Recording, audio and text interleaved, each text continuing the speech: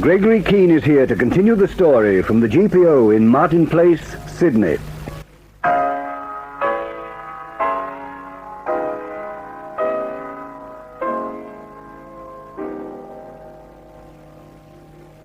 I'm taking the very devil of a gamble, and I hope it comes off.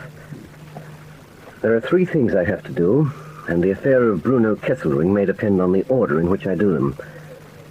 I have to get hold of a barman called Charlie Brett, who was beaten up an hour after he gave me Evelyn Channel's address. I have to make a signal to Milo Fentress in London. And I have to trace a letter posted by Kesselring himself the moment after he arrived in Sydney, the moment before he vanished. So I'm here at the post office, not hiding as Huberman wanted me to, not masquerading as Richard Mark Hayden, as myself. I'm at the post-restent counter, and I'm keeping my fingers crossed. What name did you say, sir? Professor Bruno Walter Kesselring. Let me see. Yes. There's a letter here for you, sir. When was it posted, approximately? I should say about 3 months ago here in Sydney. Well, is there anything wrong? You've seen my identification. Nothing wrong, sir. Here's the letter. Thanks very much. Good day. Good day. Whew. 1,000,000 to 1 chance. You take a stab in the dark and home it comes. Well, now for a cable to Colonel Fentress, and then a coffee shop to see what's in Bruno Kesselring's letter.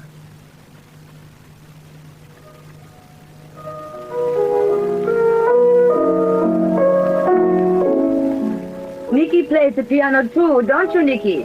But Carlotta, darling, not with your consummate artistry. And have a little less of the darling, Barnes. As far as we're concerned, you're in the ranks. Don't forget it. Oh, let's not be beastly, dear Nicky. Felix, he's going to be a major soon, if he can do it. When do I have the chance to study this character, Keene, and when do I get his papers and all the rest of it? I'm bringing Keene here tonight. There's no risk letting him meet Carlotta. As far as he's concerned, she's a purely social acquaintance. Where will I be? Oh, Carlotta, come away from the piano. I simply can't understand why you insist on playing it when we're working out someone's destruction. Oh, they do it in the movies. It's so exquisitely banal, I can never resist the temptation. I hate to intrude, but where will I be when this chap Keene's being entertained or hung on a hook or whatever you're going to do with him? Show him, Carlotta. You see the mirror a little to your left, Nicky? What about it? It is a very clever little mirror. Costs a lot of money. It reflects from this side, but from the other side you can see straight through it. How quaint. Barnes, if you insist on being funny, you can have half an hour with Mike Busick. This situation's not made for laughs. So sorry. Yes, do behave, Nicky, or I'll get cross with you too. You'll be behind the mirror, and you'll be able to see and hear Keene perfectly. So far, so good. But there's one thing I'm not too clear on. When I become Major Gregory Keene of MI5, what becomes of the real Keene? Oh, I shouldn't worry about that if I were you, Barnes. You can't blame me for being a bit intrigued. And you can't blame me for telling you to shut up when you're nattering out of turn. Shut up! To think you can be so pleasant when you want to, Felix. Oh, you're hard to convince, chum. Felix, keep away from him. Oh, the chap gets on my nerves. But you'll put up with it, won't you, old boy? Something tells me you need Nick Barnes, and you need me badly. I'd like a drink, and I'd like to know how much I get paid and when. You get £25 a week and $500 when the job is finished. Fair enough. And I'll be living at Felix's place? But not living off my cellar. That's a flat condition, Barnes.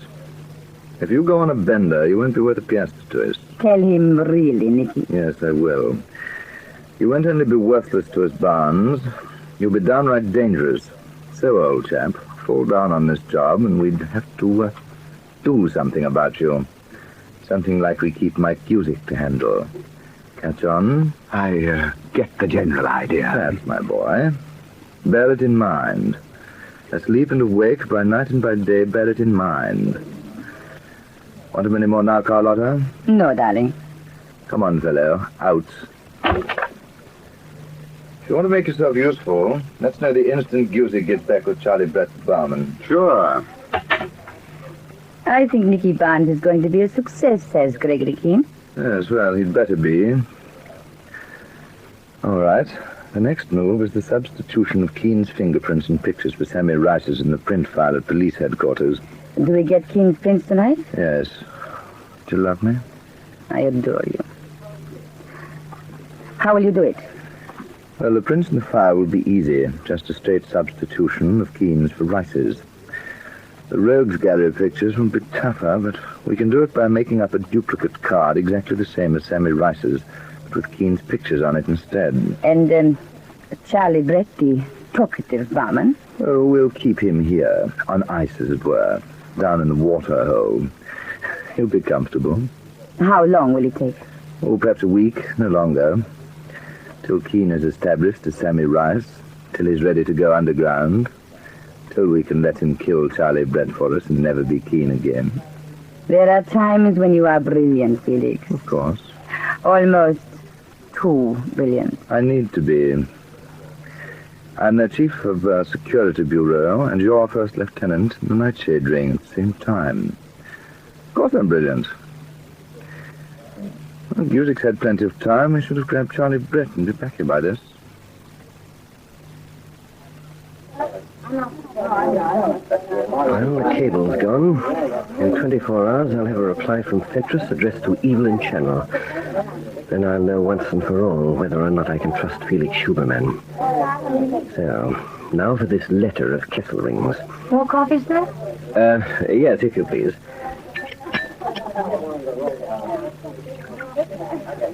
Thanks.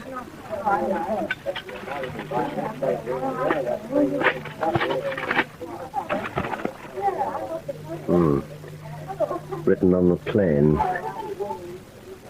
To whom it may concern, on the assumption that letters unclaimed after a certain period are opened and their contents investigated, I have taken this method to bring about a certain result. I have reason to believe that in Australia, my life may be in danger from a person I shall not name. If this letter is opened by the authorities, I will no longer be alive. To learn the cause of my death or disappearance, go to the occupant of the penthouse apartment at the top of the Cunningham Towers, 560 Victoria Road, Point Elizabeth.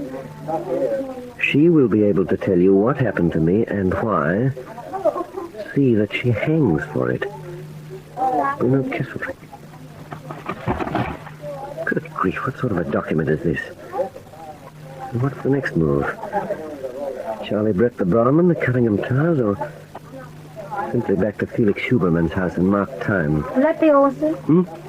No, nothing more, thanks. Let's have a bill in a few minutes. Very well, sir.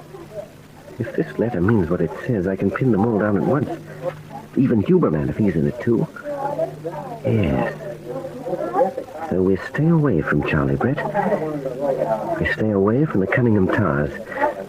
We go back and mark time with Felix Huberman till we get that reply from Colonel Fentress in London. Keene, Mrs. Rose tells me you left the house a while this afternoon. Yes, that's right. No, you shouldn't have done any such thing. Why not? Where did you go? To the airport at Rose Bay. I talked to the chap Dobie mentioned in your file. It was a waste of time. And I said, why not? Because I told you to stay here. Look here, I'm not under your command, you know, Huberman. Oh, I know that. I'm thinking of your own safety. Well, I won't get to the bottom of this affair by sitting about in hiding. I'm not a schoolgirl, and whoever's after me can't be everywhere at once. Let him come. Next time I'll give an account of myself. Well, I still don't want you running about under your own steam. Look, let's forget it. I've been out and I'm back again. Well, I'm glad you had the sense to stay away from Evelyn Channel. Look, if you have to see her, I'll get her here. And I advise you not to phone her. She could be tapped. I'll keep it in mind. Didn't you say something about driving about for a while tonight? I'm ready when you are. We are dropping in on Carlotta Magnani, by the way. She wants to meet you. Then let's linger over dinner. What do you say to one more brandy? Not bad stuff, this. All set, Carlotta? Guzik took Brett without any trouble. Nicky Barnes is behind the mirror. Right, here we go. Sorry to have left you alone, Keene, old man. Carlotta, may I present Major Gregory Keene, who's just arrived from London. Carlotta Mignani. How do you do, madam? I'm so sorry Felix had to come and fetch me, but as you can see, mine is not a formal household. Oh, do sit down, Major. I met Keene when I was last in London, Carlotta. You are still in the army, Major? No, I'm here on business, actually. While you are in Sydney, Felix must make it his business to bring you here often. I shall be delighted. Oh, Felix, darling, do something about drinks? And because it is after 9, does anyone mind if we listen to the news? Yeah, I'll fix it. Middle knob, isn't it? Late this afternoon, the kidnapping of Charles Brett from his home was described by senior police officers as a crime of unusual brutality and daring. 2 masked men entered the house at pistol point. Brett was quickly overpowered, and with less than a minute of entering, the intruders withdrew. Did he say Charles Brett, the chap from the Poinsettia Club? Yes, I think so. A kidnapping? Here in Sydney? Oh, how appalling. I quite agree with you, madam. Perhaps Felix Huberman would like to tell you just how appalling it is.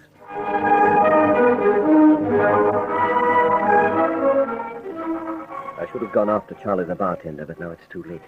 Now I must still walk softly in the dark of the night till I'm sure of Felix Huberman one way or the other. I must wait for that reply from Colonel Fentress before I strike. I must wait with Bruno Kesselring's letter and the address it contains. The penthouse apartment at the top of Cunningham Tower.